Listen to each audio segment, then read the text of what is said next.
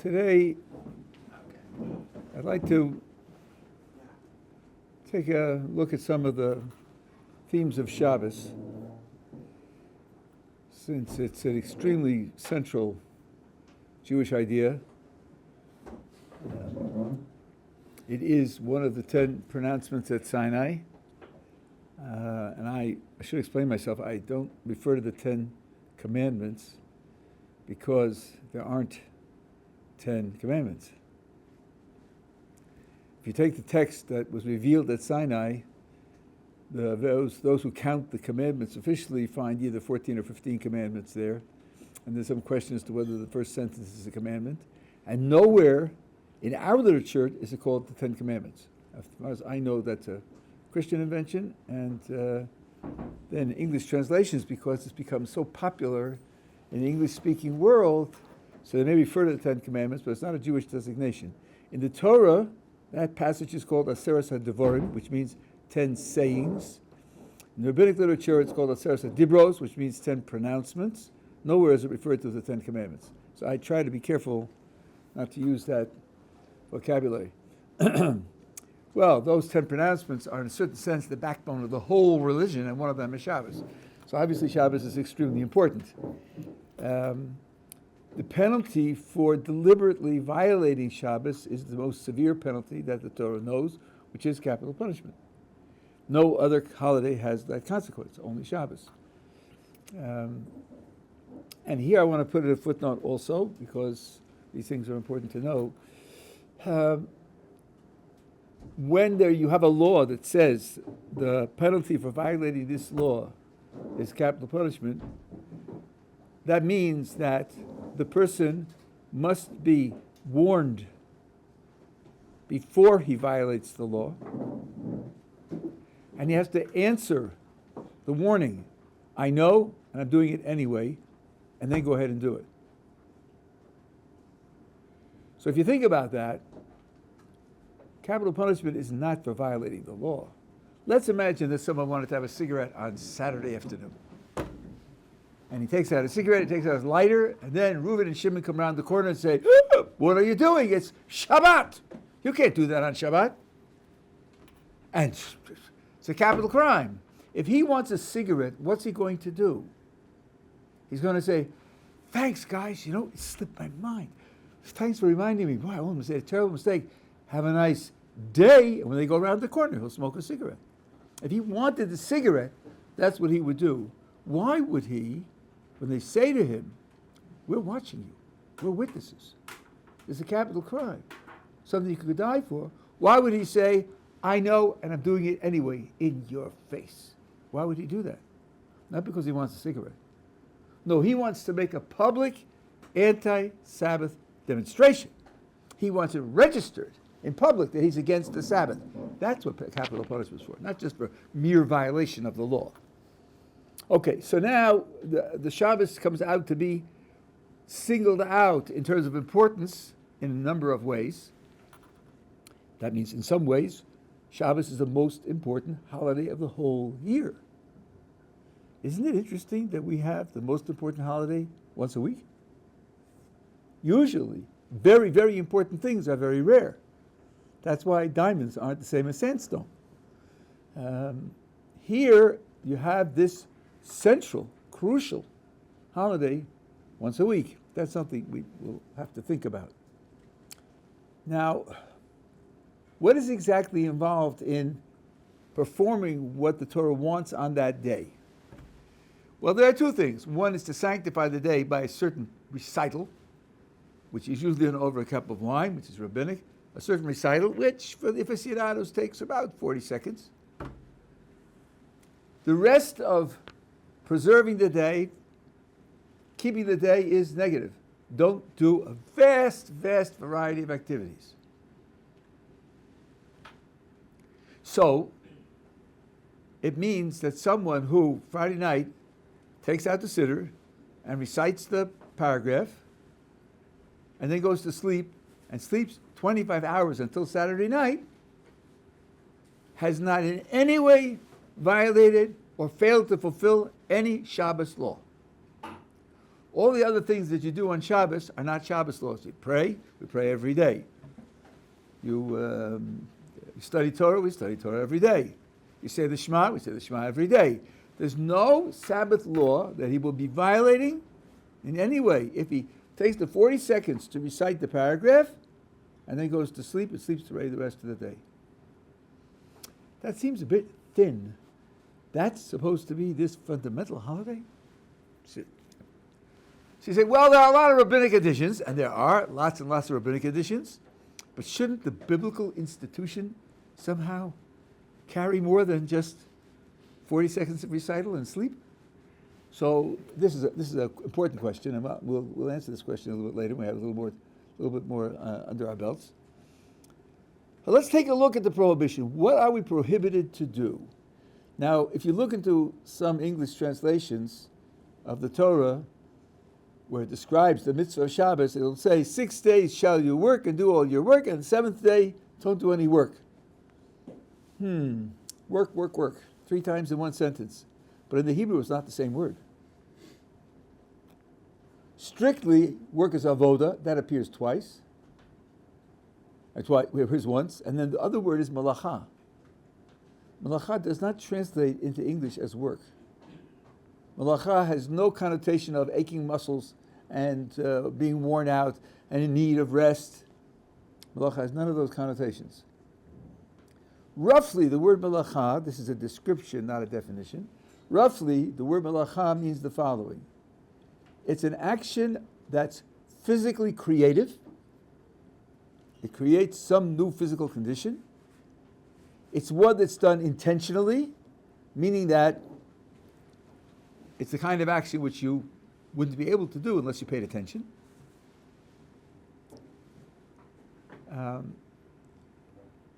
And it's something that's done for a purpose, something done for some kind of constructive purpose. So let's see, I guess, planting a tree. Well, the tree, let's say, is a seedling in a corner, and you dig a hole in the ground, you put the tree in, you cover it over with dirt. Now it's in a place where it will grow. So you've changed its physical condition. It will now live and grow. That's definitely creative. And the tree's not going to walk there, and the hole's not going to get dug by accident, sort of reading the news and strolling along. That's not going to happen. You have to intend to do it. That's a malacha. Well, let's take an example which in the United States in the early part of the 20th century, this scenario played itself out thousands of times. The American Jew comes to the rabbi and says, Rabbi, I know it says in the book not to work on Saturdays, but striking a match? Does that work? Now maybe in ancient Egypt, you have to rub 2 stones together. That was hard. It isn't true, but if you had to rub them hard, that's work. That could, stress your muscles. But we're just striking a match. Rabbi, that's not work. Why would you tell me that I can't do it? Well, let's take the description of malacha and see if that applies. Is striking a match and causing a flame something which is physically creative? You get light and heat right away. Is it the sort of thing that you would do by accident, sort of fiddling with your fingers while you're watching a video? Probably not. Striking a match requires you to pay attention and apply the force and pressure and do it with emotion. And here it would have to be done for a purpose. It's dark in the room, you need light, or you want to cook something, or in some way produce some useful consequence. So that means that striking the match is a malacha, even though it isn't work. So this is the concept that needs to be internalized. We're talking here about a technical Jewish legal concept, malacha, which may have only the vaguest overlap on the idea of work. By the way, weightlifting on Shabbos would not violate this prohibition. It's a lot of effort, and you'll be tired afterwards, and it's a lot of work, but it's not malacha because it doesn't create something new physically. Then the question will be, what's the point of this? What's the point of giving up that type of activity? And by the way, there's 39 categories of activity. The 39 categories of activity, interestingly, are defined by their purpose, not by their physical structure. So, for example, we talked about planting the tree.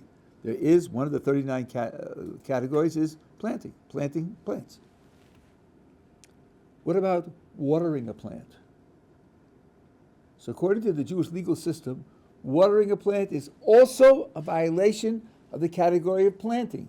Because the category of planting isn't defined physically, well, it was outside the dirt, now it's inside the dirt. The category of planting is defined in terms of its purpose. Its purpose is to enable the plant to grow. The category is enabling or fostering plant growth. When you pour water on the plant, you enable it to grow. And that way, you're violating that category because you're serving the same purpose. So it's these 39 physical purposes which are forbidden to be fulfilled on Shabbos. What message does this have? Well, of course, when I ask a question like that, the answer is many, and the messages are infinitely deep. But one clear message it is that physical creativity isn't the purpose of creation. It isn't the purpose of your life. It isn't the goal of your life. Physical creativity can be a means, and means are very important. Don't think that, well, if it's only a means, it's not really important. How about breathing? I hope you don't live to breathe. You breathe to live, right? Breathing is a means, but it's very important. Without oxygen, you die. So it's not that means aren't important, but they are only important because they contribute to something else. Whereas ends are that for which all your activities are engaged. That's what you're trying to arrive at, what you're trying to accomplish. And this is built into the very idea of Shabbos. Here's a trick question you can ask people, and even people somehow who should know better don't often always know the answer. The word Shabbos has a meaning. What does the word Shabbos mean? So sometimes you'll be told, well, Shabbos means to dwell in a place. It does, but not here. Sometimes you'll be told it comes from Yashav, which means to sit. Yeah, but not here. So what does Shabbos mean? Shabbos means cessation, stopping doing something. In modern Hebrew, the word for a strike is shvita, which comes from the same word. Of course, that supposes that the workers who were making the shvita were working beforehand, and you could investigate that. But that's the idea of it. You cease doing something that you were doing before. That's why Shabbos has to come at the end of the week. Because it presupposes something's been going on for a while, and now we're stopping it. What has been going on for a while? A lot of physical creativity, like cooking lunch, or sewing a hole in your shirt, or programming a computer, or whatever it is. All these physical activities, they come to an end on Shabbos. By the way, you may have noticed that in secular calendars, most of the time, the first day of the week is Sunday. And Sunday is when the Christian religion celebrates the biblical Sabbath. But Sabbath comes at the end of the week, doesn't come at the beginning of the week. There's a reason for that. In Christian history, they changed it. It used to be Saturday like we make it, and then the Roman emperor said, we're not having that. Choose one day of the week, not two, and they moved it to Sunday. But it doesn't work in terms of the structure of the week. By its very nature, it's a stopping of something you did before. In the biblical text, it's the last of the 7 days of creation.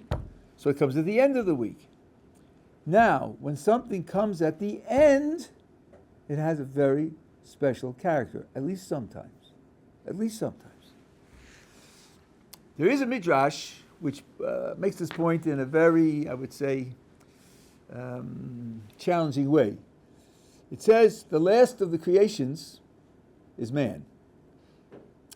Well, that could work two ways. One way it could work is, we could say, you came into the world last because the whole world was prepared for you. It's like a banquet. You invite the guest, after the food is cooked, after the places are set. You don't invite him to come and then wait while the whole thing is being prepared. The guest is invited at the end. You're the invited guest, and you came at the end. Therefore, coming at the end of creation is a very great honor. It's a very great glory. The other way, the Midrash says, is if for some reason you don't deserve it, then you'll be told, even the mosquito was created before you. Yitush katmach. Mosquito. You're last. So you say, no, well, I don't get it. What does the Midrash think that coming last? Is it better or worse? Seems to me the Midrash is working both sides of the fence. Here it says it's better, and here it says it's worse. And the answer is that there are two kinds of lists, at least maybe there are more, but there are two kinds of lists. Suppose I send someone to the store and say, listen, here are the things I need in order. So he goes to the store, I give him a certain amount of money, he buys number one, then he buys number two, then he buys number three, looks at his watch, got to be back in 15 minutes. There's 4 more things on the list. I'll try to get 2 more. There's number 3, number 4, and then he leaves because I gave him the list in order of importance. That's one kind of list. Being at the bottom of that list is being least important. But there's another kind of list. You have instructions. Bake a cake. Get the ingredients and then put them in the mixing bowl, then mix them, let them sit for a half hour, and then add this ingredient, and then put it in some hot water, let it sit for another half hour, and then put it in the oven, and then finally take it out. All of these instructions are for the sake of the final instruction. The final instruction is the culmination of the project. You didn't buy the ingredients so it should sit on the shelf.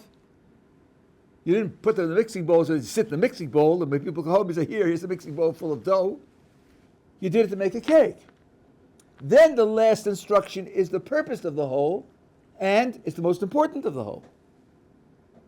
So the Midrash is saying, whether you're being last, the human being, whether your being last is a great glory or a great triviality depends upon how you live your life. If you live your life in such a way as to deserve the creation, to complete and perfect the creation, then you are the most important feature because you come last. It was all prepared for you to be able to live in it and perfect it. But if you don't live in such a way as to perfect it, if you live a trivial life, a misguided life, then we'll tell you, you're just part of a list of items. And you're the last one on the item, even the mosquito came before you. You're the least important item of the list. So something coming last can either be the purpose of all the preceding or the least important. Shabbos is the purpose of all the preceding. It's the purpose, it's the goal. Not only on Shabbos do we stop physically creative behavior, but the physically creative behavior in which we engage in the 6 days is for the sake of Shabbos. It's for the sake of a condition in which we aren't physically creative anymore. We say that Shabbos is Me'ein Olam Haba. It's of the same category, the same type as the world to come. In the world to come, there's no more physical effort. There's no more physical creativity. It's another state of being. And here's a little footnote, which I think people should use. If you want to know how important something is, you want to know whether it's essential or only a means, ask yourself whether it will exist in the world to come.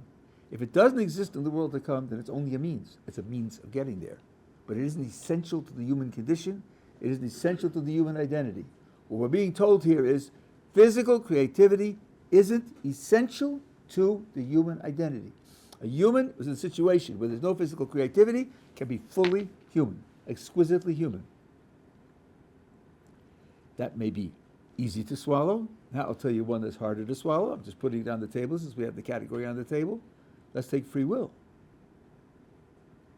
Free will is very important. Free will distinguishes us from all other creatures and makes us superior to all other creatures, including angels. But in the world to come, there's no free will. So free will also is only a means. It's crucial and essential as the way in which we can earn the condition in the world to come where there isn't any free will anymore. So it's not having free will and using free will that makes us human. It's having had free will once upon a time and used it correctly, which qualifies us as human and a human success. So Shabbos is now the goal of the week. You probably have heard that we don't have classically any names for the days of the week. Unlike other cultures, what we designate the day of the week is just the day in the Shabbos counting. Hayom Yom Sheni b'Shabbos, we say. Today is the second day of Shabbos. We're counting the days up until Shabbos. So much so that the Ramban says when we're commanded to remember Shabbos, when you say on Monday, today's the second day of Shabbos, you're remembering Shabbos because you mentioned Shabbos on Monday. Shammai, the great scholar and great tzaddik, used to live his week this way. He'd go to the market on Sunday and look for something special, something really good. And he would buy it in honor of Shabbos. Then he would go on Monday and he would go to the market again and see if maybe something came into the market superior to what he bought yesterday. And if so, he would buy it for Shabbos and eat on Monday what he bought on Sunday. And on Tuesday he would do the same thing.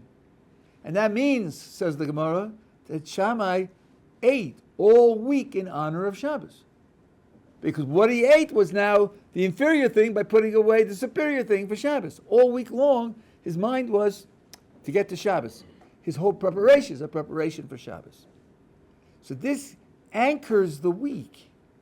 It anchors the week and elevates the week. I want to illustrate this by telling you a story in the Gemara. And maybe if some of you have a Sephardi background, you connect this to something you may have seen. Rabbi Shimon Bar Yochai was one of the great Tannaitic sages. He also was the head of a yeshiva that taught and studied and analyzed what we would call Jewish mysticism.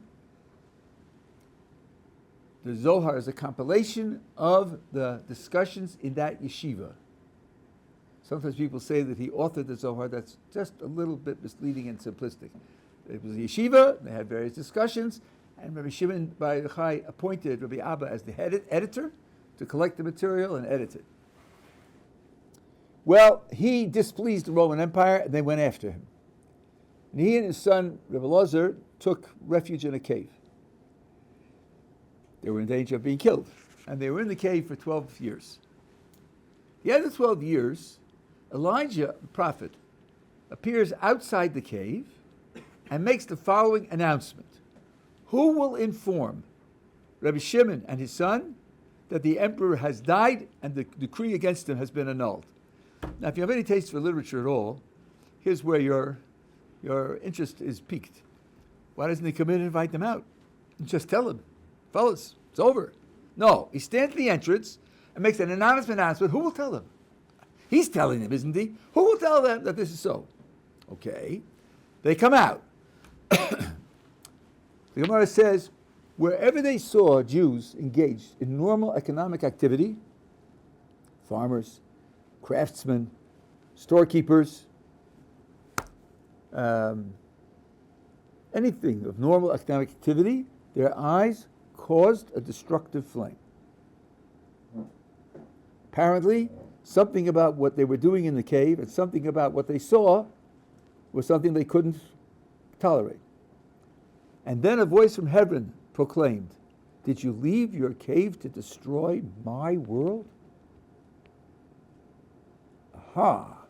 So that means that the Creator was not satisfied, was not happy with this destruction that they caused coming out of the cave.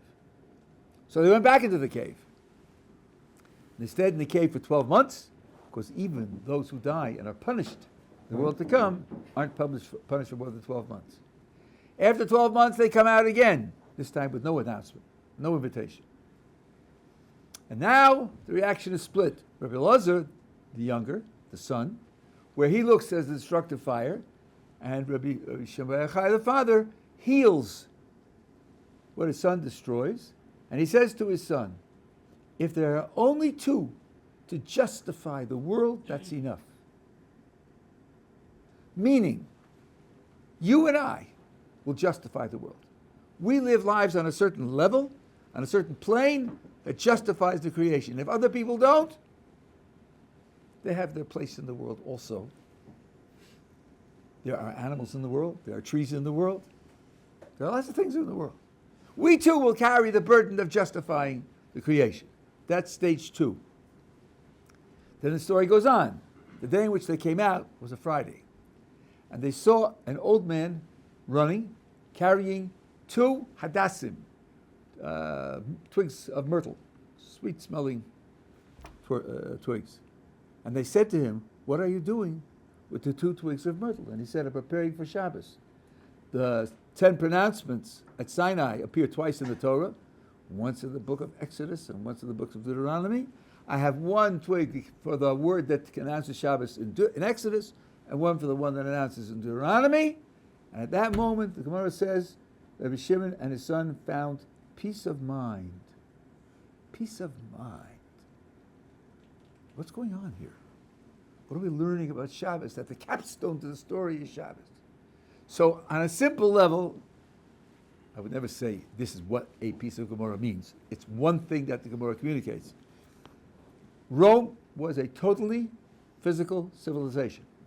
It was built on the rule of an empire, economic organization, battle. Jews who were engaged in the Roman economy, Rabbi Shimon and Rabbi Elazar felt, were being submerged in Roman culture. They were being subverted by Roman values and Roman goals, and they had lost the purpose of their lives. That's why, when they came out the first time, wherever they saw Jews engaged in that economic activity, there was a destruction. But that was a terrible mistake, because the voice from heaven proclaims, "Did you leave your cave to destroy my world?" So God is telling them, yeah, this guy's a farmer, and this guy's a shoemaker, and this guy's makes clothes, and this person builds fences, and this person paints houses, but they're part of my world, even though they're part of the Roman economy. So there's a terrible mistake here. Okay, they go back in, they come out for a second time, Rabbi Elazar's not reconciled. He still can't abide the fact that Jews are engaged in that kind of activity, and he still destroys. Shimon Bar Yochai says, you're making a mistake. True, they're not on our level. True, they're not the purpose of creation, but they have a place to play. They have a role to play. There are many things in the world. You and I, living at our level, will justify the creation, and they'll be, part of the support.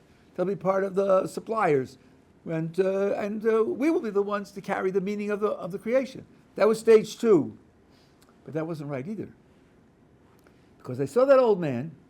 He's running on Friday. Why is he running on Friday? Because he's preparing for Shabbos, and he has 2 twigs of myrtle, 2 sweet-smelling twigs, and he's using them to prepare for Shabbos, which for him is sweet. It's like a wedding. It's like a celebration. And then they got this message that you could be immersed in the Roman economy and use it in order to produce material wealth and do it all for the sake of Shabbos. And if you're doing it all for the sake of Shabbos, they too are justifying the creation. They too are perfecting the creation. Not left only to those who meditate on mystical ideas. They too play a role. So this is the idea, this is like a very vivid illustration of the idea that the Shabbos is the goal of the week, the thing that you're looking forward to, and that being the case, it elevates the rest of the week. Not something which just comes at the end. It's the goal which gives meaning to the activities which are undertaken for the sake of that goal.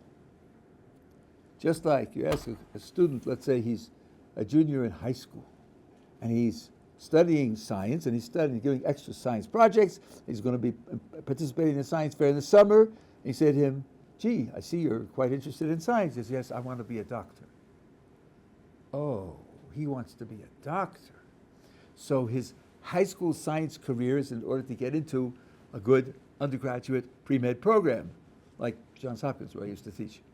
And then he's going to get into Hopkins, and he's going to use that to get into a good medical school. And from a good medical school, he's going to get a good residency. And eventually, 20 years down the road, he's going to become a doctor. So what he's doing now is for the sake of becoming a doctor 20 years from now. That's what gives this meaning for him. That's why it's important. That's why he's investing in it. because he has that goal in mind. During the week, the Jew has in mind, I'm aiming at Shabbos. I'm preparing myself for Shabbos. One of the things you want to prepare for, when I was your age and I was experimenting with traditional Judaism, one of the things you want to prepare for is, as much as possible, to put out of mind things other than the Shabbos itself. In particular, put out of mind practical concerns and requirements that you have. I was an undergraduate at university, and I resolved to keep Shabbos and was doing so for a couple of months. And then came exam period. I thought to myself, what's going to happen during exam period? It's important to study for the exams. What's going to happen on Shabbos? Will I study? Will I not study? Will it be a struggle? How will I deal with it? Came Friday night, and we were in the synagogue, and then we went to the meal, and we had singing and words of Torah and dancing at the meal. It was beautiful. Went to sleep, got up the next morning, went to shul, again, a longer service, obviously, and then came back and had a meal, afternoon, and then went to the afternoon service, and then made Havdalah, and the whole Shabbos went by. And it didn't occur to me to study. It didn't occur to me. I didn't have to struggle. It just wasn't there. And I thought, wow, that's a real gift. To be constantly tense, constantly on edge, constantly worried for 10 days in a row, probably much better off not being like that. So that's another way of preparing, to look at the work that you're doing and to program it in such a way that Friday afternoon, when you cut it off, you say, I'm finished. Next week there'll be other things to do, but for this week I'm finished. I don't go into Shabbos with things hanging over me because I want to be conscious of the Shabbos as the goal. So Shabbos has a very fundamental impact on the way you live all the days of the week. This is part of the idea of its centrality and importance. Are we together so far? Okay. Then there's a metaphysical idea which is expressed in the blessings that we make. When we pray on Shabbos, we close the paragraph of the special Shabbos prayers. The closing is, Blessed are you, Hashem, who sanctifies the Shabbos. On holidays, we say, Blessed are you, Hashem, who sanctifies Yisroel v'Hazmanim, the Jewish people and the holidays. So it's interesting that when we bless Hashem for Shabbos, we don't mention the Jewish people at all. When it comes to the holidays, we say He blesses us and the holidays, us first and the holidays second. And if it happens that a holiday comes out on Shabbos, then we combine the two blessings and we say, Makadesh HaShabbos v'Yisrael v'Hazmanim. HaKadosh Baruch Hu sanctifies the Sabbath and the Jewish people and the holidays. Well, we should think about that. What is being communicated by those words? One thing is this. Every 7 days, the seventh day is Shabbos. That started at the creation. It's been going on ever since then. It has nothing to do with us. Nothing at all. We didn't do anything to create it, to designate it, to establish it, to determine it. It just happens all by itself, or so to speak, God's activity without our input at all. Kviya v'kaima, it says. It's completely established. It's something that the Kodesh Baruch Hu does without any human input. What about the holidays? Well, the holidays are dictated by the moon. Yes, even Shavuos. They're dictated by the moon. Well, the moon is astronomy. The witnesses come and say they saw the moon and we declare the new month. Okay, we have to observe it and we have to declare it, but still, the moon is in God's hands. God is the one who dictates the motions of the moon and whether it's visible or not. So isn't that also in His hands? Isn't that also something that He does? And the answer is no. Here's why. Let's suppose that it's Wednesday. Last night, Tuesday night, was the first night in which the moon could be seen. It's passed beyond the sun, and its crest is visible. Maybe it was seen, maybe it wasn't. So the court is waiting for witnesses to come. If the witnesses come and say they saw the moon, then the court will say, today, Wednesday, is the beginning of the month. And if not, the next day will be beginning of the month. That's the normal procedure. But it doesn't have to be that way. Could happen that it's Wednesday and they're waiting and the witnesses don't show up, and the court says, well, but we need it to be today. We have our own reasons that it should be today, and they can designate Wednesday as the beginning of the month without the moon. Or they're waiting on Wednesday for the witnesses to come, but the court needs it to be Thursday. They really need it to be Thursday. Oh, and at 3 o'clock in the afternoon, the witnesses show up, and you cross-examine them, and they really did see the moon. The court can say, thank you, gentlemen. We really appreciate your efforts. I hope to see you next month as well. The beginning of the month is tomorrow. They can create the month without the moon, and they can ignore the moon and not create the month. It's in the hands of the court to determine when the month shall start. Okay, now let's think about Pesach. Pesach is the 15th day of Nisan. Let's suppose the question is Wednesday or Thursday for the first day of the month of Nisan. If they designate Wednesday as the first of Nisan, 2 weeks later on Wednesday, it'll be Pesach. If they designate Thursday, 2 weeks later on Thursday, it'll be Pesach. They determine when Pesach is. They determine which 24-hour period of history has the holiness of the holiday. That's in their hands. That isn't like Shabbos at all. Their decision can determine when the holiday will be. That's what's reflected by the blessing. On the holiday, you say Hashem sanctifies the Jewish people and the holidays because it's through the Jewish people with their sanctity that the holiday gets its sanctity. That's why they come first. We come first. And Shabbos says we have nothing to do with it. Doesn't mention that he sanctified us. Okay, now, for the last step, when holidays and Shabbos come out together, it's a three-part blessing. God sanctifies the Sabbath, the Jewish people, and the holidays. Okay, that's 1, 2, and 3. We just understood that 2 creates 3. What about 1 creating 2? Is it a list of A creates B and B creates C? And the answer is it is. The Kedusha, the holiness that God puts into the Sabbath, contributes to the holiness of the Jewish people, which then enacts the holiness of the holiday. So here again, the Shabbos is absolutely fundamental. This is more so than Yom Kippur. Yom Kippur is just another holiday from this point of view, unlike Shabbos, which is unique, completely unique. Now, these are some of the reasons why Shabbos is given a unique status and why we feel extraordinary privilege that this very special, unique day comes 52 times a year, not just once a year. Together so far? Okay, there's one more thing that I want to explain to you, which doesn't exhaust the subject, obviously. We have prayers for the weekday, the Amidah, the Shemona Esrei, the silent prayer, is the same all 3 times of the day. Holidays, there's a special prayer for the holidays, and it's the same prayer for every holiday, evening, morning, and afternoon.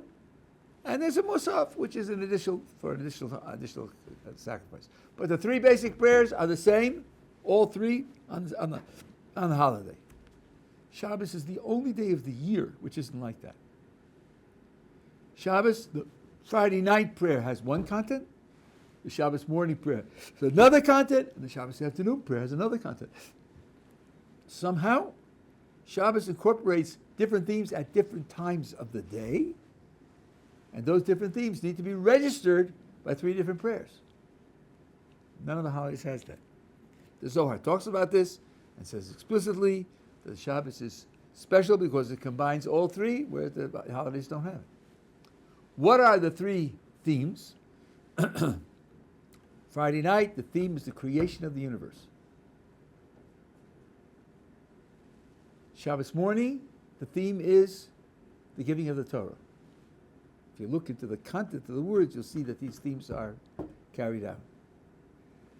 And Shabbos afternoon, the theme is the anticipation of the coming of the Mashiach, Messianic era, when the state of the world will be different in certain ways, and the certain state of Jewish people will be different in drastic ways.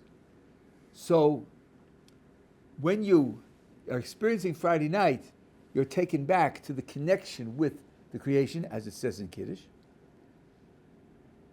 And Shabbos morning, when you're going to read the Torah, after all, you're carried back to the giving of the Torah. That's why the prayers reflect that. Shabbos afternoon is the culmination of Shabbos. It takes both of those themes and then projects those themes into the future. And that's the reason why, if you know any Hebrew, the third meal is given a designation in Hebrew which doesn't mean the third meal. Yes, there are, in modern Hebrew, people who call it Su'udah Shlishit, which means the third meal. But the traditional title for it is Shalosh Su'udos, which means 3 meals. It means that in this case, the meal, Shabbos afternoon, incorporates the themes of the night meal and the day meal, and then adds to it a third dimension. Now, in a certain sense, you have the sweep of Jewish history in the Shabbos. You start with the creation of the world on Friday night, and then Shabbos morning, you have the reading of the Torah, and then Shabbos afternoon, you're projecting to the time of the Mashiach. Working through Shabbos, you're working through the sweep of history seen as a Jew. Maybe I spoke misleadingly by calling it Jewish history. It starts with the creation of the world before there was a Jewish people, in a certain sense, and sweeps you to the end. And the daytime, when I say it's the period of time is the giving of the Torah, there you have a very interesting difference in customs. You may observe this when you go from synagogue to synagogue on Shabbos morning. When they read the Torah, do people stand during the reading or sit during the reading? Sit. So there are different customs. Different groups and even different individuals have different customs. And the explanation is this: if what you're doing is learning the Torah, if this is an act of study of Torah, then you sit, because that's our posture for learning Torah, is sitting. But if you're reenacting the giving of the Torah, the verse describes us as standing, not sitting. So if you're reenacting the giving of the Torah, you're there to receive it, not to study it. Then you stand, and different groups handle it in different ways. But then you have to understand that the appearance of the Torah in the world is a double feature.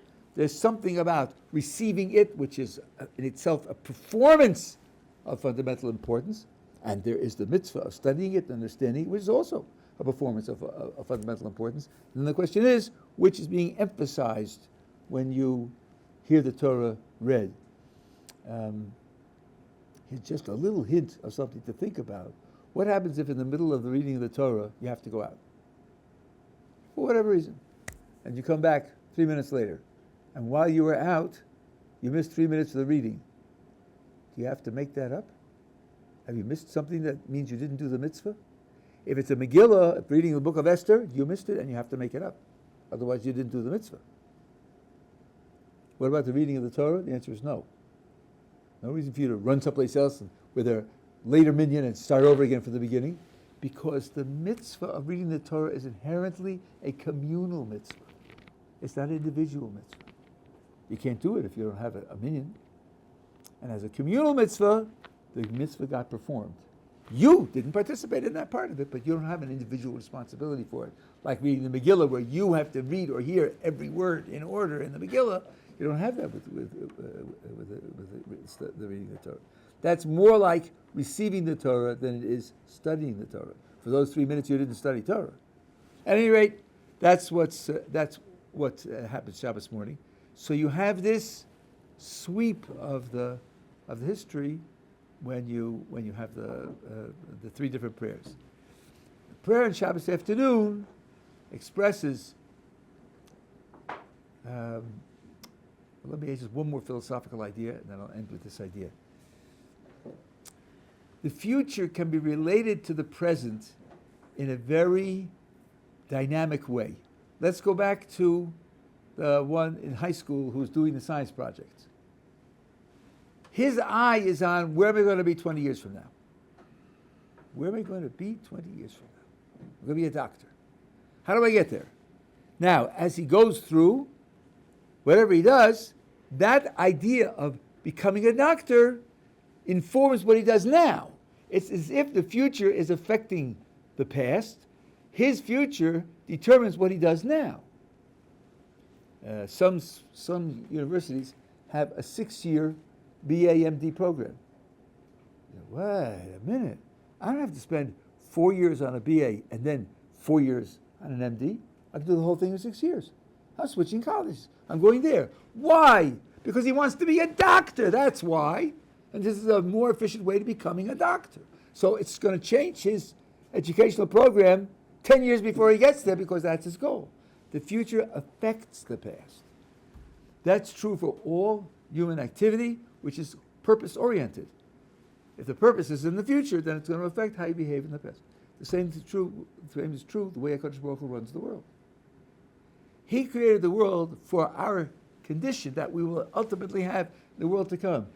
He manages our lives in such a way that what we will do will contribute best to our condition in the world to come.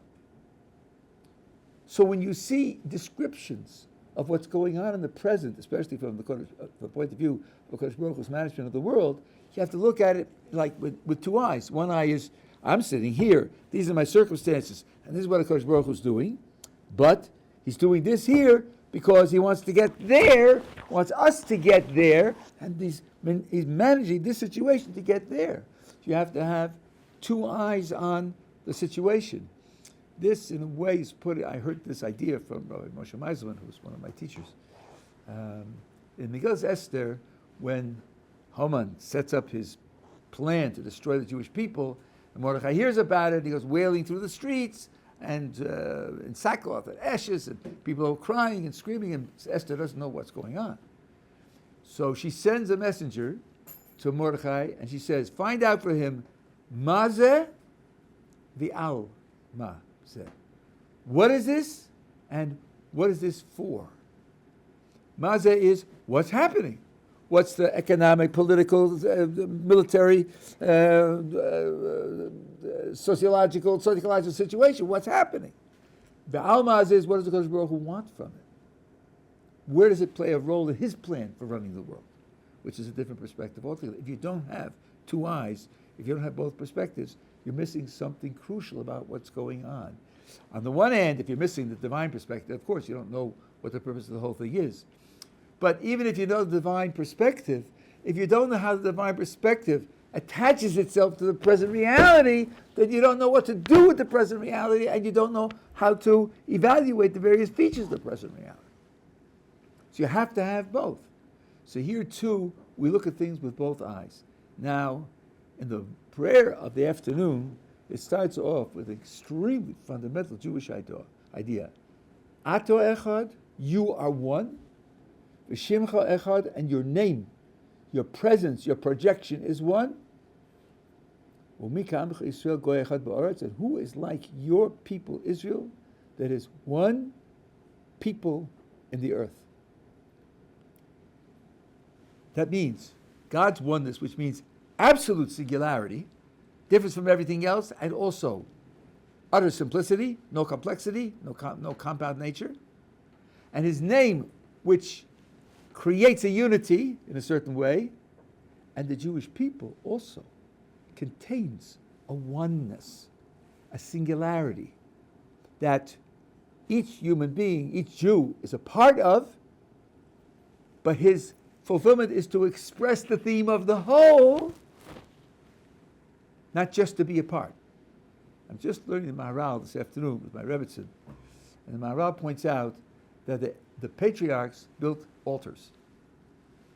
Abraham built 4, Isaac built 1, and Jacob built 2, for a grand total of 7. 7 encompasses the whole sphere of the creation, and they were able to encompass it only together. No one of them could encompass the whole. Which means that only if they unify themselves into a single, do they then have the comprehensiveness of comprehending the whole. So they have to start with 3 who become 1, And then through the 3 becoming 1, the 4, 1 and 2 become 7, and then the 7 encompasses the whole. That's an example of how the oneness of the Jewish people expresses itself, and the individual Jew has to picture himself as part of that oneness. If he doesn't do that, he isn't fully activating himself as a Jew. So that oneness is the theme that we carry through all of history, and that's what's going to project us into the future, where the Jewish people and Hashem will be united in the appropriate way with the coming of Mashiach. That's something that we're looking forward to. That's what the afternoon meal projects on Shabbos. And you can see that experience of Shabbos is quite profound, inspiring, and is something which you could very well look forward to. The more you understand it, the more you appreciate it, and the more you are with people who experience it and are inspired by it, the more you'll be able to have that kind of experience for yourself. Questions? All set? Okay. See you tomorrow.